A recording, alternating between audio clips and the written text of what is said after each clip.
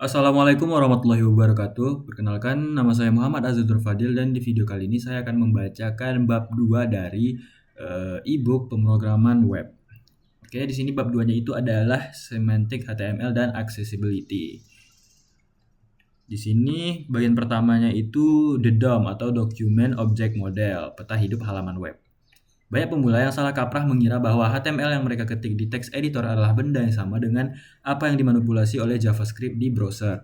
Kenyataannya, file HTML hanyalah sekumpulan teks mati yang berisi instruksi arsitektur, sedangkan yang hidup di dalam memori browser adalah dokumen objek model atau DOM. Bayangkan file HTML-mu sebagai naskah skenario film, sedangkan DOM adalah panggung teater tempat para aktor atau elemen benar-benar berdiri, bergerak, dan berinteraksi secara live. Ketika browser memuat halamanmu, ia melakukan proses parsing untuk mengubah teks statis tersebut menjadi struktur pohon objek yang dinamis. Struktur pohon ini mempresentasikan hierarki elemen di mana HTML adalah akar atau root yang kemudian bercabang menjadi head dan body, lalu terus bercabang hingga ke elemen terkecil seperti tombol atau teks. Tanpa transformasi menjadi DOM, JavaScript tidak akan pernah bisa menyentuh, mengubah, dan menghapus elemen apapun di halaman web karena JavaScript hanya mengerti bahasa objek, bukan bahasa markup mentah. Dalam struktur pohon ini, setiap bagian dari halaman web dipresentasikan sebagai node. Ada banyak jenis node, tetapi yang paling sering kita manipulasi adalah elemen node seperti D, I, F, dan P, dan text node isi tulisan di dalam elemen. Hubungan antara node ini sangat mirip dengan silsilah keluarga. Elemen yang membungkus elemen lain disebut parent, dan elemen yang berada di dalamnya disebut child, dan elemen yang berada di level yang sama dalam satu pembungkus disebut sibling. Pemahaman tentang hubungan kekerabatan ini sangat krusial ketika kamu nanti menggunakan CSS selector atau melakukan DOM traversing dengan JavaScript. Misalnya jika kamu ingin mengubah warna tombol tertentu, kamu seringkali harus menavigasi dari elemen kakek atau kontainer utama turun ke elemen cucu tombol itu sendiri jika struktur DOM-mu berantakan atau terlalu dalam deeply nested. Performa aplikasi bisa menurun karena browser harus bekerja lebih keras untuk menelusuri hubungan antar node tersebut saat melakukan rendering. Salah satu kekuatan utama DOM adalah sifatnya yang menyediakan API atau Application Programming Interface untuk bahasa pemrograman luar seperti JavaScript. Ini berarti DOM menyediakan sekumpulan tombol dan tuas standar yang bisa digunakan oleh script untuk mengendalikan halaman, properti seperti inner HTML, text content, atau method seperti append child dan add event listener. Adalah jembatan yang disediakan DOM agar logika pemrograman bisa mengubah tampilan visual. Tanpa API ini, halaman web hanya akan menjadi poster digital statis yang membosankan seperti di era web 1.0. Konsep ini menjadikan browser bukan sekedar penampilan dokumen, melainkan sebuah platform aplikasi yang kompleks. Setiap kali kamu melihat notifikasi muncul tanpa reload atau menu drop down terbuka saat diklik, itu adalah hasil kerja JavaScript yang sedang menyetir DOM melalui API yang tersedia. Namun memanipulasi DOM secara langsung memiliki biaya performa yang cukup mahal. Sebuah konsep yang sering disebut sebagai DOM tracing. Setiap kali kita mengubah geometri elemen, misalnya mengubah lebar atau tinggi, browser harus menghitung ulang tata letak seluruh halaman, yaitu reflow, dan mengecat ulang pixel-pixelnya, yaitu repaint. Bahkan jika kamu menyuruh tukang bangunan untuk memindahkan tembok rumahmu 1 cm ke kanan setiap 1 detik, tukang itu pasti akan kelelahan dan rumahmu bisa runtuh. Inilah sebabnya mengapa framework modern seperti React atau Vue menggunakan konsep virtual DOM, yaitu sebuah salinan DOM di memori yang bisa diubah-ubah dengan sangat cepat. Hanya ketika semua perubahan selesai dihitung di virtual DOM, framework akan memperbarui DOM asli sekaligus dalam satu waktu, yaitu batch update, meminimalkan kerja berat browser. Penting juga untuk memahami bahwa apa yang kamu lihat di view source browser seringkali berbeda dengan apa yang ada di DOM saat ini. View source hanya menampilkan kode HTML awal yang dikirim dari server, sedangkan DOM mempresentasikan keadaan halaman saat ini yang mungkin sudah diacak-acak oleh JavaScript. Jika kamu ingin melihat struktur yang sebenarnya sedang terjadi, kamu harus menggunakan inspect element di developer tools. Alat ini memperlihatkan DOM live yang sedang aktif, lengkap dengan atribut tambahan atau elemen baru yang mungkin disuntikan oleh script pihak ketiga. Kemampuan melakukan debugging langsung di pohon DOM ini adalah skill wajib bagi seorang web arsitek untuk menelusuri bug tampilan atau masalah fungsionalitas. Terakhir, DOM adalah struktur yang platform agnostik, artinya konsep ini tidak hanya berlaku di browser Chrome atau Firefox, tetapi juga bisa diimplementasikan di lingkungan lain. Misalnya mesin pencari seperti Googlebot juga membangun versi DOM mereka sendiri, sering disebut headless browser. Untuk memahami isi halamanmu demi keperluan indeksasi, bahkan teknologi modern memungkinkan kita merender DOM di sisi server atau server-side rendering. Sebelum dikirim ke pengguna, dengan memahami bahwa DOM adalah representasi dari data UI, adalah representasi data dari UI atau user interface, kamu bisa memisahkan pemikiran antara bagaimana data disimpan dan bagaimana data ditampilkan.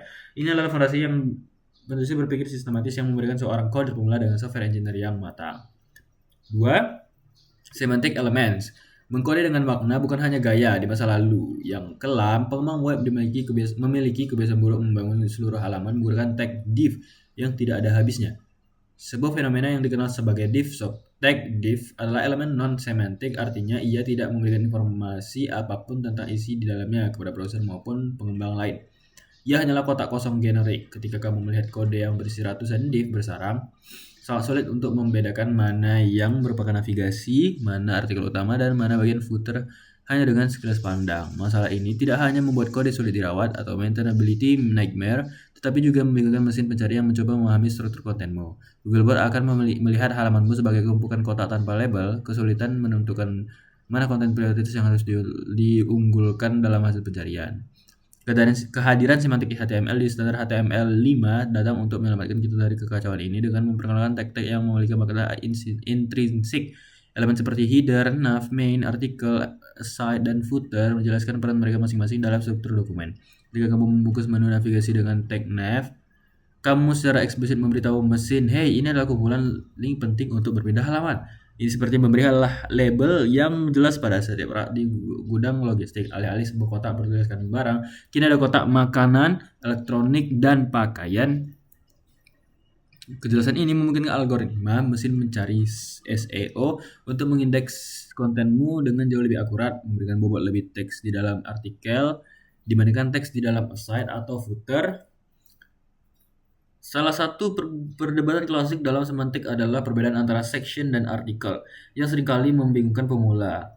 Aturan praktisnya sederhana. Artikel digunakan untuk konten yang bersifat independen dan bisa berdiri sendiri seperti postingan blog, komentar forum, atau kartu produk e-commerce. Jika kamu mencabut elemen artikel tersebut dan menempelkannya di situs lain atau di RSS feed, isinya masih tetap masuk akal dan utuh. Sebaliknya, section digunakan untuk mengelompokkan konten yang memiliki tema sama tetapi merupakan bagian dari satu kesatuan narasi yang lebih besar, seperti bab dalam bentuk buku dan segmen tentang kami di halaman profil.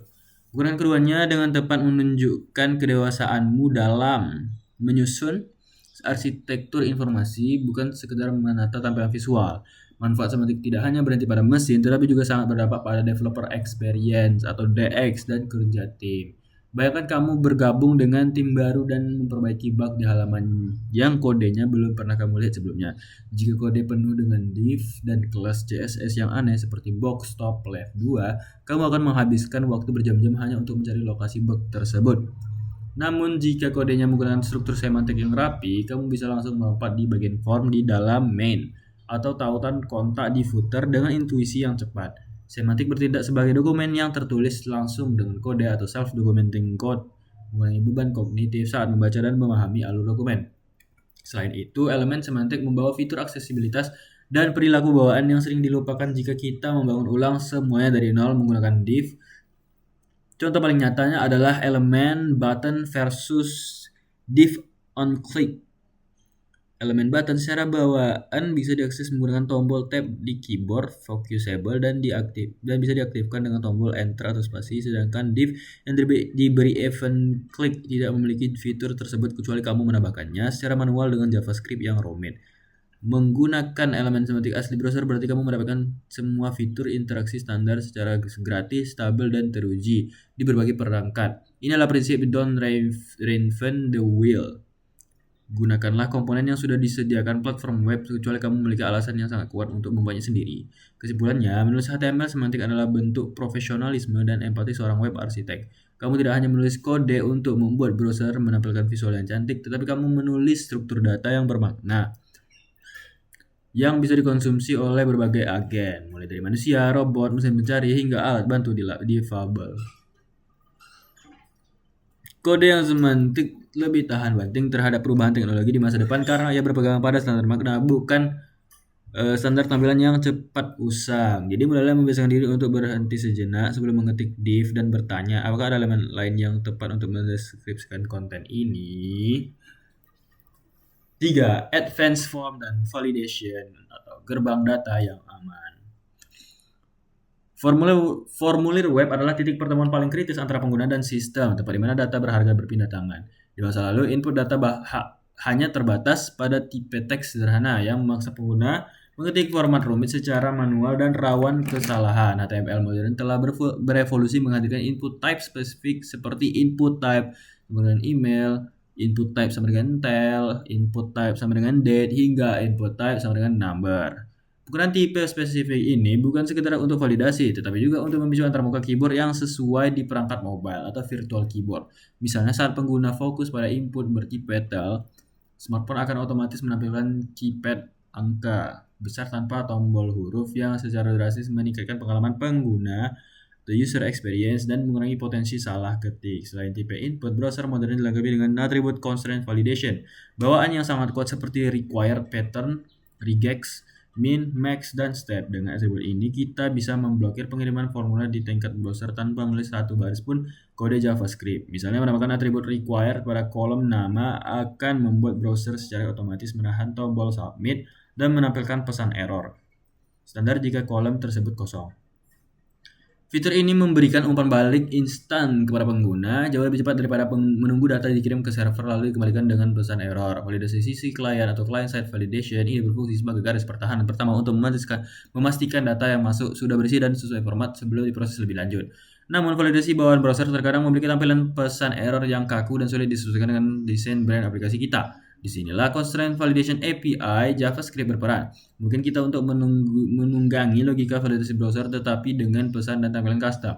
Melalui API ini, kita bisa mendeteksi status validitas setiap kolom dengan properti seperti validity value missing atau validity.type mismatch. Lalu menampilkan pesan error yang lebih manusiawi dan estetik menggunakan DOM. Kita juga bisa menggunakan pseudo classes CSS seperti valid, invalid, focus within, dan user invalid untuk memberikan visual real time seperti mengubah bingkai input menjadi merah saat format email salah atau hijau saat sudah benar.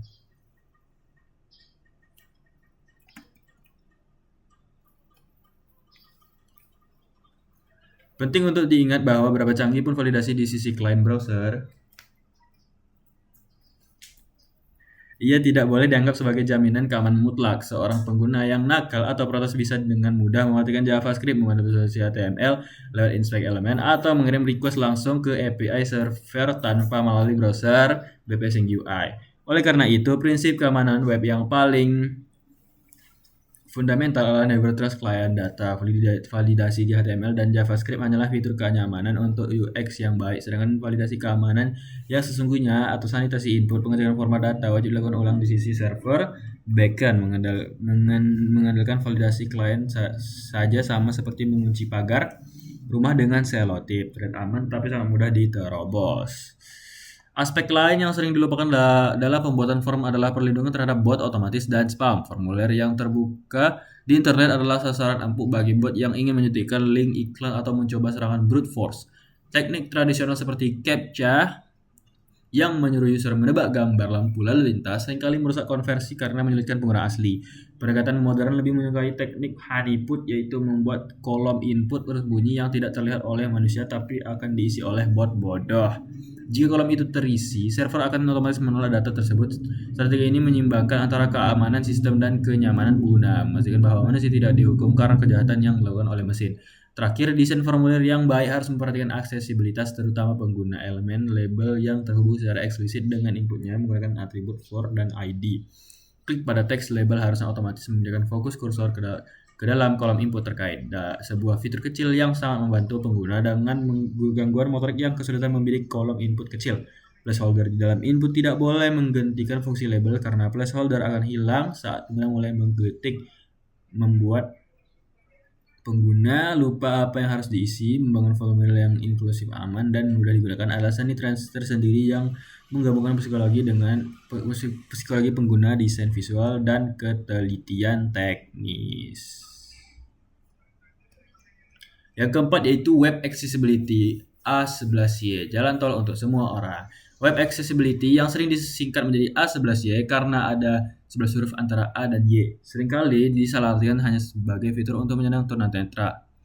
Padahal aksesibilitas adalah tentang inklusivitas universal yang menguntungkan semua orang, termasuk saya dan kamu. Prinsip ini dikenal sebagai the curb cut effect. Awalnya trotoar landai dibuat untuk pengguna kursi roda, tapi ternyata juga sangat membantu orang yang membawa koper, orang tua dengan kereta bayi atau bersepeda. Di web, fitur seperti kontras warna yang tinggi tidak hanya membantu orang dengan gangguan penglihatan atau low vision, tetapi juga membantu kita melihat layar HP saat berada di bawah terik matahari. Video dengan caption teks membantu teman tuli, tetapi juga membantu kita menonton konten di tempat umum yang bising atau di kantor diam-diam tanpa suara.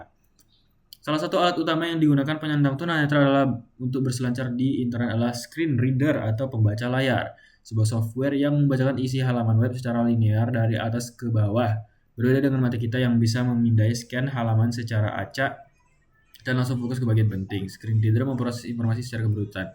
Disinilah struktur HTML yang benar menjadi sangat vital. Ya, jika kamu menggunakan elemen semantik seperti heading H1 sampai H6 dengan urutan yang logis, pengguna screen reader bisa melompat antar bab dengan mudah, skipping konten. Namun, jika kamu menggunakan teks biasa yang hanya diperbesar ukuran dengan CSS tanpa teks heading, pengguna tersebut akan tersesat dalam lautan teks tanpa navigasi.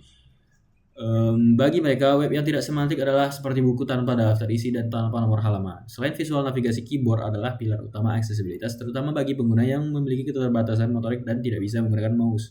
Aplikasi web yang baik harus bisa dioperasikan sepenuhnya hanya dengan tombol Tab, Shift, dan Tab, Enter, dan Space. Urutan fokus atau focus order harus logis, bergerak dari kiri ke kanan dan ke atas ke bawah, mengikuti alur visual. Sayangnya banyak developer yang mematikan outline fokus bawaan browser demi alasan estetika tanpa memberikan pengganti, membuat pengguna keyboard buta arah karena tidak tahu elemen mana yang sedang aktif. Ini adalah dosa besar dalam aksesibilitas.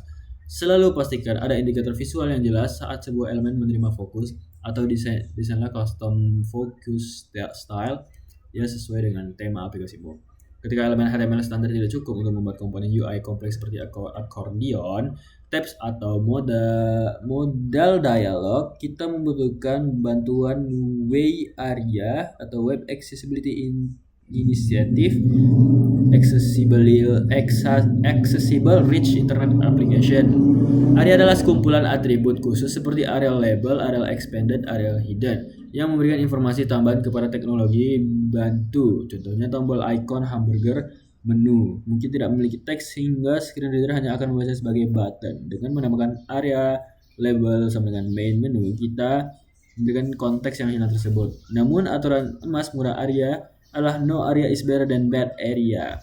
Jika kamu bisa menggunakan elemen HTML yang sudah aksesibel, gunakanlah itu. Gunakan ARIA hanya sebagai penambah polyfill semantik ketika HTML native sudah mentok. Kita juga harus memperhatikan teks alternatif atau alt text pada gambar yang sering kali diisi asal-asalan atau dikosongkan. Alt text bukan tempat untuk menaruh keyboard seal sampah, melainkan deskripsi fungsional atau visual dari gambar tersebut. Bagi mereka yang tidak bisa melihatnya, jika gambar tersebut murni dekoratif seperti hiasan background, atribut alt harus dikosongkan. Alt sama dengan agar screen reader melewatinya dan tidak membacakan image 001.jpg yang mengganggu. Sebaliknya, jika gambar itu berisi informasi penting seperti grafik penjualan, deskripsi harus menjelaskan tren data tersebut, bukan hanya bilang gambar grafik. Menulis alt teks yang baik adalah latihan empati dan komunikasi yang memaksa kita memahami inti pesan dari konten visual yang kita sajikan. Aksesibilitas bukan lagi sekedar himbauan moral, tetapi sudah menjadi persyaratan hukum di banyak negara maju dan standar wajib bagi perusahaan global. Mengabaikan A11Y berarti menutup pintu bagi sekitar 15% populasi dunia yang memiliki disabilitas, yang merupakan potensi pasar yang sangat besar. Lebih dari itu, situs aksesibel biasanya memiliki kode yang lebih bersih, performa yang lebih ringan, dan peringkat SEO yang jauh lebih baik karena Google sangat menyukai konten yang terstruktur rapi. Jadi, jangan posisikan aksesibilitas sebagai tugas tambahan di akhir proyek atau afterthought. melainkan jadikan sebagai prinsip desain atau constraint sejak awal baris kode pertama ditulis. Membangun web yang inklusif adalah tanda kedewasaan seorang engineer yang peduli pada dampak karyanya terhadap manusia. Yang kelima di sini ada CEO dan metadata, kartu nama digitalmu, SEO ya. Di era informasi yang banjir bandang ini, konten yang hebat tidak akan ada artinya jika tidak bisa ditemukan oleh orang lain. SEO atau Search Engine Optimization bukanlah sihir hitam atau sekedar menabur kata kunci, melainkan tentang membantu robot mesin pencari atau crawler spiders memahami konteks dan relevansi halamanmu. Metadata yang hidup di dalam tag atau head tidak terlihat langsung di halaman browser berfungsi sebagai kartu nama atau proposal bisnis yang kamu sodorkan kepada Google, Bing, dan media sosial. Tag, title, dan meta name description adalah elemen paling fundamental mereka menentukan apa yang muncul di halaman hasil pencarian SERP. Judul yang memikat dan deskripsi yang akurat dapat meningkatkan click-through rate atau CTR secara drastis yang pada gilirannya memberi sinyal positif ke algoritma ranking Google. Selain mesin pencari tradisional, cara kontenmu tampil di media sosial juga diatur oleh standar metadata yang disebut Open Graph Protocol atau OG. Pernahkah kamu membagikan link di WhatsApp atau Twitter dan melihat kartu pratinjau yang cantik lengkap dengan gambarmu, judul tebal dan ringkasan? Itu adalah hasil kerja dari teks seperti meta property sama dengan OG image atau meta property sama dengan OG title dan meta property sama dengan OG description. Tanpa tag ini, platform sosial akan mencoba menebak-nebak gambar yang mana yang harus diambil dari halamanmu. Seringkali mengambil gambar iklan atau logo terpotong jelek. Mengoptimalkan OG text adalah strategi marketing yang gratis yang membuat kontenmu terlihat profesional dan shareable, meningkatkan potensi viralitas di ekosistem sosial. Untuk level yang lebih tinggi, kita menggunakan struktur data atau schema.org, biasanya dalam format JSON, LD atau JavaScript Object Notation for Linked Data. Ini adalah cara kita memberikan kunci jawaban langsung pada mesin pencari tentang isi data kita. Alih-alih membiarkan Google menebak bahwa angka 4.5 di halaman adalah rating produk, kita membungkusnya dalam skema JSON yang secara eksplisit berkata, ini adalah produk, hanya harganya sekian, ratingnya 4,5 dan stoknya tersedia. Hasilnya, Google dapat menampilkan rich snippets di hasil pencarian, seperti bintang, rating, harga, atau resep masakan yang langsung muncul tanpa user perlu membuka website. Tampilan visual yang menonjol ini memberikan keunggulan kompetitif yang luar biasa dibandingkan kompetitor yang hanya menampilkan teks biru standar. Metadata juga mencakup instruksi teknis untuk robot melalui file robot.txt dan tag meta name robot. Kamu bisa mengontrol halaman mana yang boleh diindeks dan mana yang harus disembunyikan, seperti halaman admin atau hasil pencarian internal. Konsep canonical URL atau link rel canonical juga sangat penting untuk mencegah masalah duplikasi konten jika sebuah artikel bisa diakses dari 3 URL berbeda. Misalnya, karena parameter tracking marketing, Google mungkin akan bingung mana yang asli dan membagi nilai rankingnya. Tag canonical memberitahu Google, abaikan yang lain, inilah versi original yang harus kamu ranking. Ini menjaga otoritas halamanmu agar tidak terpecah-pecah. Jangan lupakan juga kaitan erat antara SEO dan performa yang diukur melalui Core Web Vitals. Metadata seperti meta name sebagai viewport sangat krusial untuk memberitahu browser bagaimana mengatur skala halaman di perangkat mobile atau mobile friendliness, yang kini menjadi faktor ranking utama atau mobile first indexing. Google tidak hanya menilai apa isi kontenmu, tapi juga seberapa nyaman pengguna saat mengkonsumsinya. Halaman yang lambat, bergeser-geser saat dimuat, atau layout shift, atau tidak responsif akan dihukum turun peringkatnya. Oleh karena itu, optimasi teknis di bagian head seperti preloading font atau DNS prefetch juga menjadi bagian dari strategi SEO modern. Kesimpulannya, SEO dan metadata adalah jembatan yang menghubungkan kode teknis dengan audiens manusia.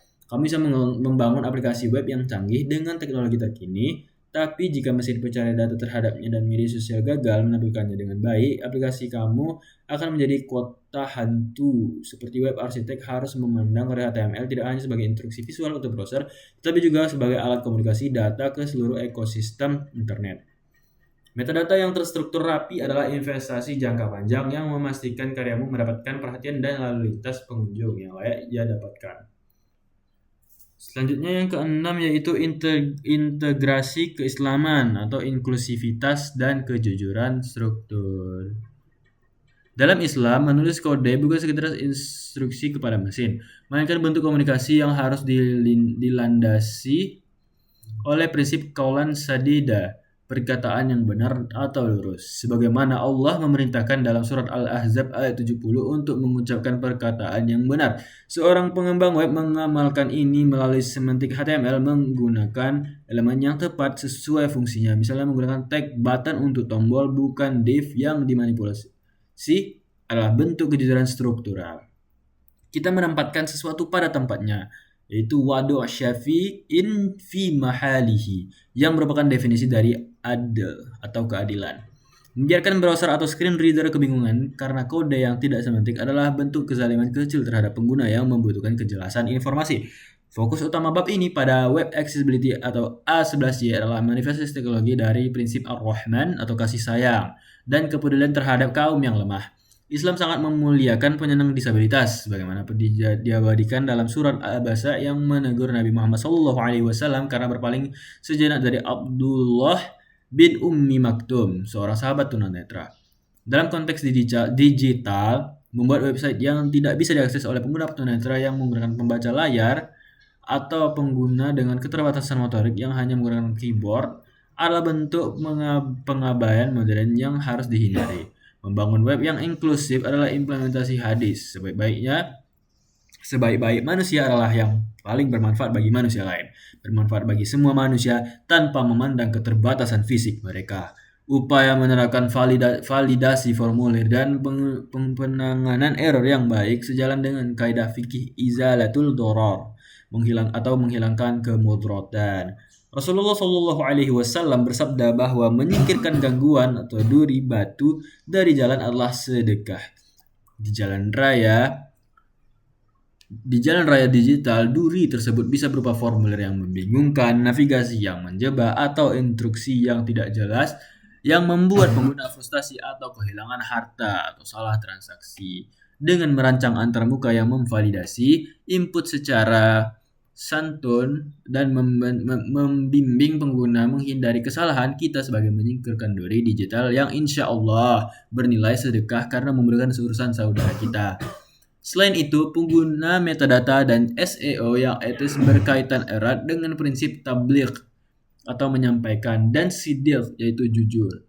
Metadata adalah wajah konten kita di mesin pencari dan media sosial. Seorang muslim dilarang melakukan tadlis atau penipuan kualitas atau gharar atau ketidakjelasan dengan membuat judul clickbait atau deskripsi meta yang tidak sesuai dengan isi konten hanya demi traffic.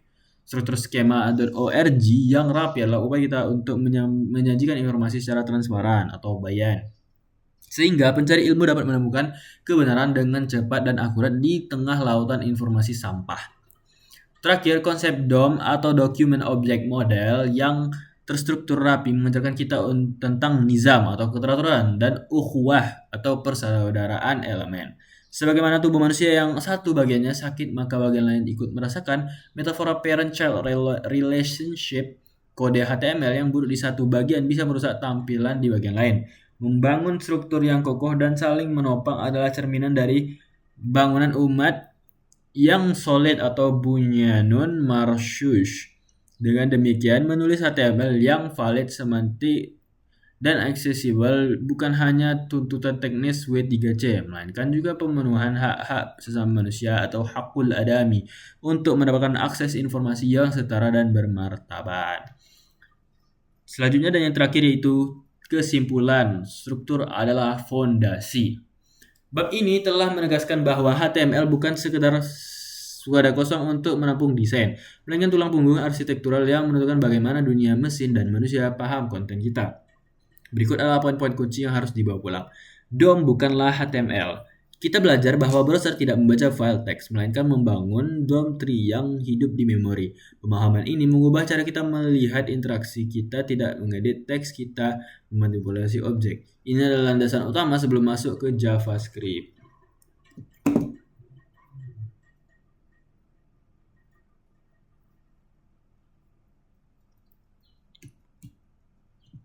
Dua, semantik adalah investasi jangka panjang. Penggunaan div untuk segalanya mungkin terlihat lebih cepat di awal, tetapi menggunakan elemen semantik atau nav artikel button adalah investasi untuk SEO, aksesibilitas, dan keterbacaan kode tim. Kode semantik adalah dokumentasi yang berbicara sendiri. Selanjutnya yang ketiga itu validasi dimulai dari browser. Jangan membebani JavaScript untuk hal-hal yang sudah bisa dilakukan browser. Constraint validation atau API dan tipe input modern atau email tail memberikan keamanan lapis pertama dan pengalaman pengguna yang superior di perangkat mobile tanpa biaya performa. Yang keempat, aksesibilitas atau A11Y adalah universal. Kita memahami bahwa aksesibilitas bukan fitur tambahan untuk segelintir orang, melainkan standar kualitas universal atau curve cut effect. HTML yang valid dan semantik adalah 80% dari pekerjaan aksesibilitas. Sisanya adalah pengguna ARIA yang bijak, bukan serampangan. Metadata adalah wajah publik. Di luar apa yang dilihat pengguna di layar, metadata atau open graph dan skema ORG bekerja di balik layar untuk memastikan konten kita tampil menarik saat dibagikan di media sosial dan dimengerti oleh mesin pencari. Ini adalah jembatan antara kode teknis dan visibilitas marketing. Dengan struktur data atau HTML yang kini sudah kokoh, bermakna, dan inklusif, kita siap untuk memberikan kulit dan keindahan pada kerangka ini. Di bab 3 kita akan menyelami seni tata letak modern pengguna CSS. Sekian pembacaan bab 2 dari e-book pemrograman web. Mohon maaf jika banyak kesalahan. Saya tutup dengan membacakan Assalamualaikum warahmatullahi wabarakatuh.